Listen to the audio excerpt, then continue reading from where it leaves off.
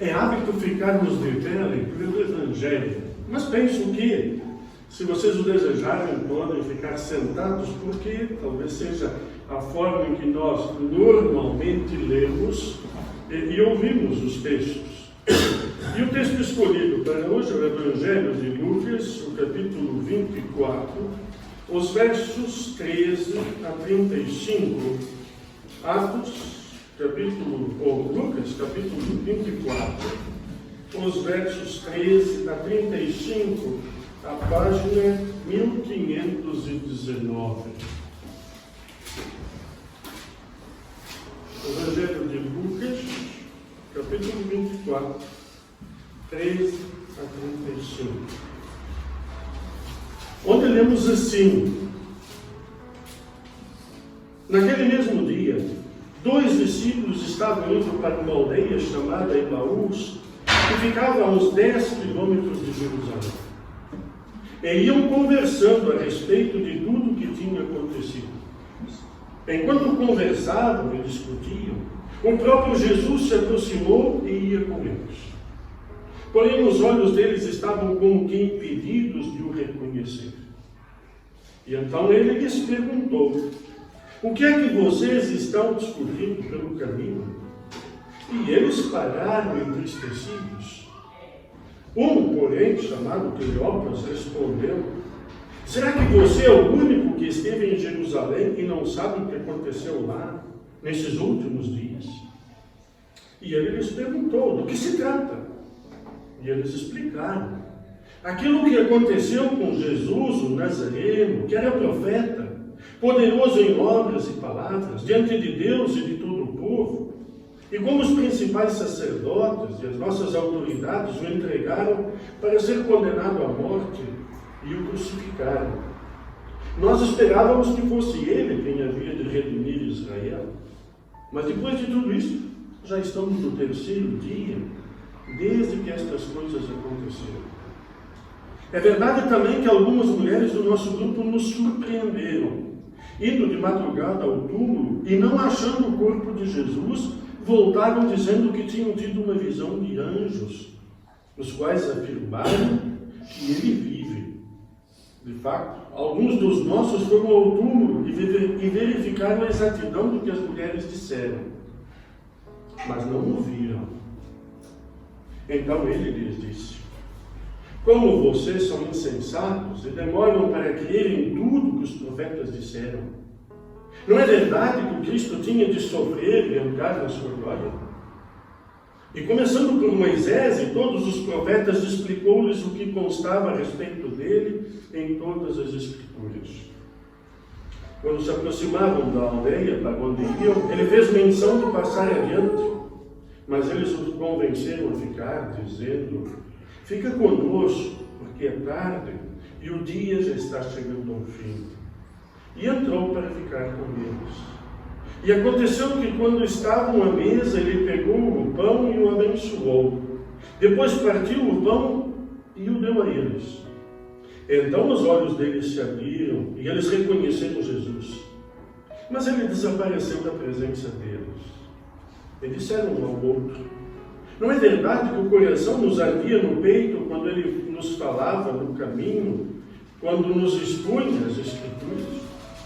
E na mesma hora, levantando-se, voltaram para Jerusalém, onde acharam reunidos os 11 e outros com eles, os quais diziam: de fato o Senhor ressuscitou e já apareceu a Simão. Então os dois contaram o que lhes tinha acontecido no caminho e como tinham reconhecido o Senhor no partir do pão. Até aqui a leitura do Santo Evangelho. Que Deus abençoe o meditar desta sua palavra em cada um de nós. Em Cristo Jesus, estimados, a figura desse texto é lindíssima. Lucas, o evangelista, era médico, mas nesse texto ele mais parece ser um pintor. O quadro que ele pinta é algo fora de série. Dá para nós vermos as imagens, vemos aqueles dois a caminhar e um caminhante que se lhes junta. Mas há também um problema no texto. É que dois discípulos de Jesus, e isto acontece no domingo de Páscoa. Dois discípulos de Jesus decidem ir a Emaús. Sabe que Emaús é o lugar errado. E por isso a primeira coisa que eu tenho a dizer a vocês, que vocês escolheram bem onde vir. Vocês não foram para Emaús. É que Emaús não leva a nada. Emaús é o lugar que vão aqueles que estão desapontados e desiludidos com Deus. Estão aqueles que estão perdidos. Eles vão a Emaús. E esses discípulos mostram a sua caminhada. Eles vão tristes, pesarosos. Eles estão a caminhar e de repente se junta alguém nesta peregrinação. Eles não conhecem, eles não conseguem ver quem é isso. Sabe que não é difícil de imaginar que às vezes nós não conseguimos ver. Às vezes nós não vemos o que está diante dos nossos olhos. Eu não sei se já vos aconteceu isso. E há momentos de tristeza em que não se consegue ver mais nada do que aquela tristeza que lá se põe. Os discípulos estão naqueles dias que em Portugal nós chamamos os dias de nojo, que é os dias em que vivemos o luto de um recém-morto. E eles vão caminhando tristes. O Jesus, no qual eles acreditaram, no qual eles depositaram confiança, com o qual eles caminharam e ouviram muitas coisas, milagres, multiplicação de pães, até ressuscitou mortos. Aquele que entrou em Jerusalém e que eles achavam, agora sim ele vai mostrar quem é. Esse Jesus está morto. É isto. Não há como resolver. E eles vão tristes esta caminhada para Emaús. Mas vejam como segue o texto. Diz o nosso texto que, estando eles indo e conversando, enquanto conversavam e discutiam, o próprio Jesus se põe ao lado deles. Isto revela algo de Jesus e de Deus. Nós muitas vezes andamos e pensamos que estamos sozinhos. E é exatamente nesses momentos que convém prestar atenção. Jesus põe-se ao lado e põe-se em silêncio, põe-se no anonimato. Ele não quer se mostrar. Ele não foi lá para aparecer, mas ele foi lá para acompanhar os discípulos. Ele foi lá para consolar e para dizer algo a estes dois, porque se preocupava com eles e com a salvação deles. E então, enquanto eles conversavam, ele lhes perguntou: o que é que vocês andam a falar pelo caminho? Qual é o assunto? Sabe que convém a nós perguntarmos também: qual é o nosso assunto? Do que nós falamos enquanto peregrinamos por esse mundo? Enquanto trabalhamos, caminhamos, passeamos, viajamos, vamos de férias, qual é o nosso assunto? Deus é um assunto? Como é que nós saímos do culto? Sabe que talvez tenhamos alguma coisa a contar a alguém antes do culto. E então começamos a contar e fica pelo meio do caminho porque o pastor atrapalha tudo e começa o momento da devoção e da meditação. Terminado o culto, conta-se o que restou do início da conversa anterior. Pode-se estar presente assim? Qual é o assunto que nós temos depois do culto? Alguma vez passou-nos pela cabeça algum assunto que o texto nos pôs a meditar e a pensar? Esses dois falavam daquilo que estava dentro deles. E eles dizem, Jesus perguntou e eles dizem. E vejam, eram dois discípulos. eles estiveram com Jesus, eles aprenderam de Jesus. E é caricato o que eles dizem. E vejam bem, e eles param entristecidos diante da pergunta de Jesus: e então, tu és o único que, estando em Jerusalém, não sabes o que aconteceu? Sabe que a pretensão nossa é esta. Nós temos a pretensão de ensinar Deus. Então, Deus, tu não sabes o que aconteceu, Deus. Tu não sabes como a vida está difícil. Tu não sabes tudo o que se passa. Tu não sabes para que nós vamos te dizer. E agora esses discípulos vão dizer a Jesus, aquele que morreu na cruz, o que se passou. E vejam como eles dizem e o que eles sabem. E eles dizem assim: aquilo que aconteceu com Jesus, o Nazareno, que era profeta, poderoso em palavras e obras, diante de Deus e de todo o povo. E como os principais, os sacerdotes e as nossas autoridades o entregaram para ser condenado à morte e o crucificaram. E nós esperávamos que fosse ele que havia de redimir Israel.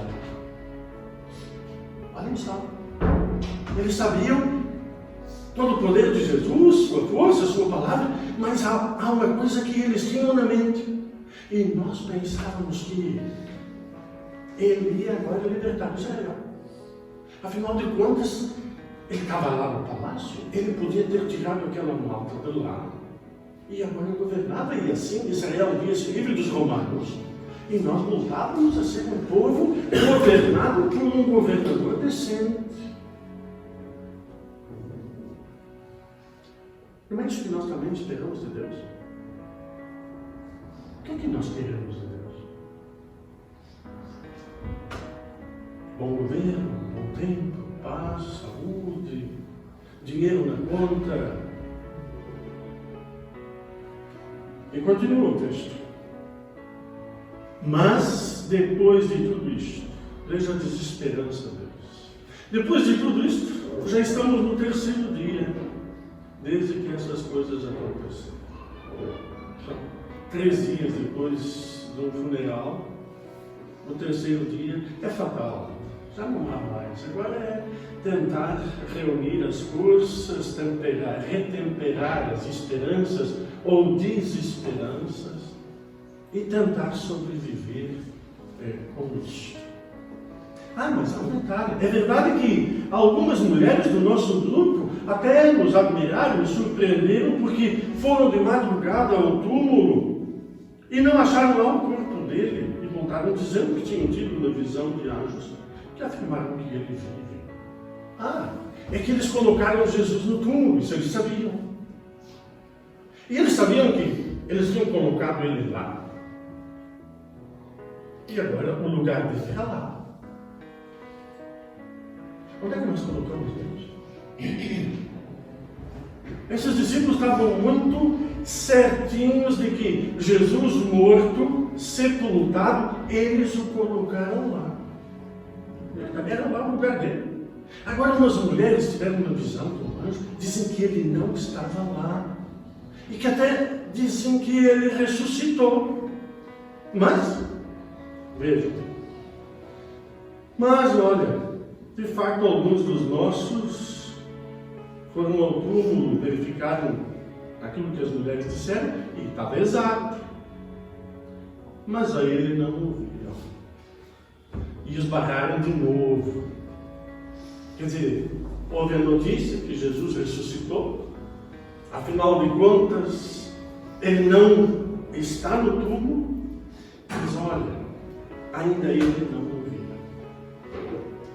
E esta tradução é muito bondosa, porque o que Jesus diz aos discípulos é assim: ó nécios e tardos, lentos de coração para crer o que a Escritura diz. Sabe o que é nécio?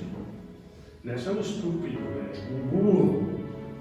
Ó nécios e lentos de coração para crer tudo o que Jesus vos disse. Não convinha, e aí vejam o que Jesus disse, mas não convinha que esse Cristo fosse crucificado. Começando por Moisés e todos os profetas, explicou-nos o que constava a respeito dele em todas as Escrituras. Sabe que às vezes a igreja é um lugar chato e o pastor repete as coisas. E nós estamos fartos de ouvir sempre de novo algumas coisas, mas quem sabe assim fica guardado. Agora, sabe, Jesus agora faz com esses dois uma revisão da aula dada. 3 anos esteve com eles. E agora Jesus vai lá e de novo mostra toda a Escritura e mostra para eles o que de Jesus está escrito lá. E que o Messias viria ao mundo para salvar a humanidade. Jesus não veio ao mundo para dar uns trocos. Jesus não veio ao mundo para dar saúde, para dar vida, para dar dinheiro. Não, ele veio para dar a vida eterna. E este é o foco principal. As outras coisas, como bênçãos de Deus, também respingam e caem das mesas do Senhor. Sabe, eu no domingo passado, junto com a Rosa e Miriam, fomos a Lisboa. E achamos algo um pouco fora de tempo, mas dia 13 é um dia importante no calendário para muita gente, que é o dia de Fátima. E vimos os peregrinos no caminho. E lembrou-me muito este texto, porque esta gente está indo para Emaús. É que Emaús é um lugar errado. Mas também fiquei a pensar que, vejam, sabem por que as pessoas vão a Fátima? E muitas das vezes nós ouvimos em noticiários e em tempo de peregrinação todo aquele aparato, toda a ajuda que recebem os peregrinos, e a televisão faz entrevistas. Então, que tal vai essa peregrinação? E a peregrinação tem muito de cada um, sabe? Tem muito do eu. Porque eu decidi, porque eu prometi, porque eu vou fazer, já doem os meus pés, mas eu me sacrifiquei e cheguei agora, Fátima, e emocionei-me. Sabe que quando alguém pratica idolatria, tem muito do eu nisto. É que o ídolo é isto, o ídolo é muito parecido conosco. O ídolo tem a nossa cara, o ídolo está tão próximo, ele faz o que nós queremos. E quando não faz, nós o deixamos. Mas cuidado, o que muitas pessoas fazem com Fátima, nós somos capazes de fazer com Cristo.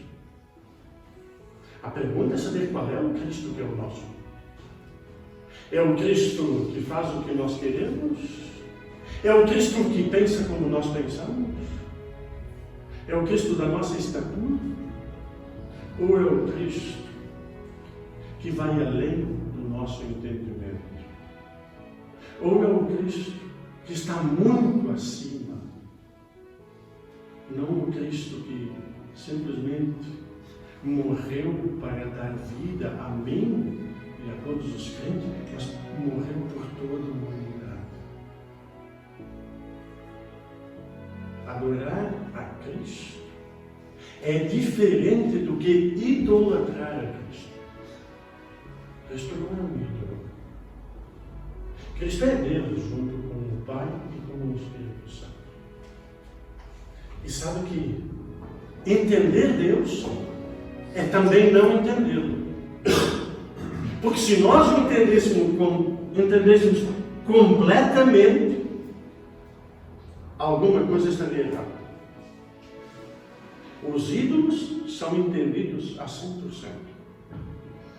Um Deus eu não entendo, porque ele ultrapassa. Ele excede o humano entendimento. E portanto, nós não vimos ao culto como as pessoas vão a Fátima. Nós não vimos ao culto como aqueles 2 discípulos vão a Emaús. Aliás, o texto mostra algo lindíssimo. E então vejam, quando eles, depois de Jesus ter tudo, ter refeito aquela aula, Jesus, quando se aproximavam da aldeia para onde iam, Jesus fez menção de como quem vai adiante. É interessante essa postura de Jesus. Primeiro entra sem se mostrar, agora fala sem eles reconhecerem quem é, e agora quando chega ao local, ele faz de conta que vai embora. E eles mostram que aprenderam alguma coisa nesta caminhada. E eles dizem assim: fica conosco, porque já é tarde. Aprenderam algo. Fica conosco. Porque sem ti a vida fica difícil. Sem ti não conseguimos ir adiante. Sem ti não temos salvação. Fica conosco, porque é tarde. E Jesus entrou para ficar conosco. Eles aprenderam uma grande lição. É que estar com Jesus e Jesus ficar com eles é a salvação e a segurança. A segurança não está em eles estarem, mas em Jesus estar. E então entrou para ficar com eles, e enquanto estavam à mesa, Jesus pegou o pão e abençoou e deu a eles. E então se lhes abriram os olhos. Jesus, de convidado, fez-se de anfitrião. Foi convidado para ficar e é ele quem parte o pão. E mostra quem ele é. E então Jesus desapareceu deles. E isto contrasta, que Jesus vem a eles e agora desaparece deles. É que sabe, agora eles já ouviram. Ele não precisa ficar lá presencialmente. Eles já viram o ressuscitado. Eles já receberam a salvação. E agora, Jesus não é um ídolo que fica próximo, como aquele que eu posso ter em casa e faz as coisas quando eu quiser. Jesus é o Salvador de todos e continua presente na sua palavra. Continua presente com o seu Espírito. E vejam o que eles dizem. E então disseram um ao outro: não é verdade que o coração nos ardia no peito quando ele nos falava pelo caminho, quando nos explicava as Escrituras? Isto faz pensar. Não é verdade? Enquanto Jesus explicava, eles sentiam algo. O que é que nós sentimos quando ouvimos a palavra de Deus? O que é que a palavra de Deus causa em nós? Também temos destes momentos em que o Espírito Santo faz com que esta palavra se torne viva em cada um de nós, de forma que a aceitamos e de forma que recebemos dela o que ela nos tem a dar. E vejam o efeito disto. Eles tinham ido a Emaús, tinham ido ao lugar errado. Eles estavam cansados, era o fim do dia. E vejam o que faz a ação de Deus, o que faz a palavra de Deus e a fé operada nos crentes. E na mesma hora, levantando-se, voltaram para Jerusalém. Eles sabiam onde voltar. É muito bom saber aonde voltar. A palavra de Deus lhes tinha mostrado. É em Jerusalém que o povo de Deus se reúne. É na igreja, é onde 2 ou 3 reunidos que Jesus está presente. Onde a palavra de Deus está. É na nossa congregação. É lá que é o nosso lugar de estar. E eles, com a canseira do dia, não sentem mais nada disto. Foi-se o desânimo, foi-se o cansaço. E a noite se tornou dia. Porque eles voltam de Emaús para Jerusalém. Estamos pela terceira vez a pregar na Páscoa. É a terceira e é a última vez nesta sequência. Também a nós, a mensagem da Páscoa quer fazer isto. O Cristo ressuscitado quer ser este. E nos indicar o caminho. Nos indicar onde é que devemos estar. E revelar aquele que por nós morreu, ressuscitou e nos dá a vida eterna. Que Deus permita que a sua palavra em nós também produza frutos e nos faça sempre de novo regressar quando estivermos no caminho errado ou no lugar errado, que Ele nos faça retornar e voltar para o lugar certo.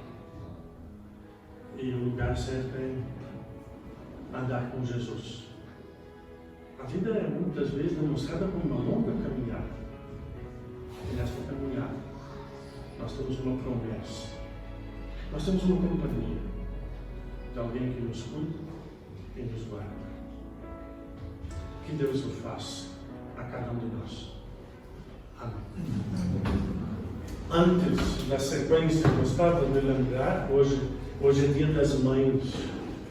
E é verdade que Dia das Mães não é, assim, não temos no calendário litúrgico um culto para o Dia das Mães. Mas lembramos especialmente algo. As mães são uma figura de primeira importância nesta vida. Não há ninguém que não tenha tido uma mãe. Isto não é possível, isto não existe. E por isso dá graças a Deus pela existência das mães. Porque as mães são aquelas que seguram muitas vezes uma carga muito mais pesada do que nós podemos imaginar. Porque a carga de mãe não é o peso do filho, não é carregar o filho que é pesado. Não, é carregar todas as outras coisas que envolvem a existência dos filhos. E lembrando disso, lembrar com gratidão que Deus, o nosso Deus Criador, inventou isso assim. E agradecer pelas mães, pedir a Deus pelas mães e também dizer às mães do nosso reconhecimento e também de que o Deus que deu a capacidade, o Deus que deu a carga, é o mesmo Deus que também pode dar forças para fazer toda e cumprir esta tarefa. E é uma tarefa hercúlea. Quando uma mãe faz bem o seu trabalho de mãe, já não é preciso grande coisa além disso, porque essa é uma tarefa de educar, de dar vida, de levar pessoas. Mas mães, a mãe também, muitas vezes, é aquela que ensinou as primeiras orações aos filhos, a primeira palavra de Deus aos filhos. E evidentemente, qual é a mãe que não quer dar o melhor para os seus filhos? E, portanto, que a mãe seja agraciada por Deus. E que Deus abençoe a cada mãe que aqui está, reconhecendo tudo o que as mães fazem, o que as mães fizeram e que ainda farão. Amém.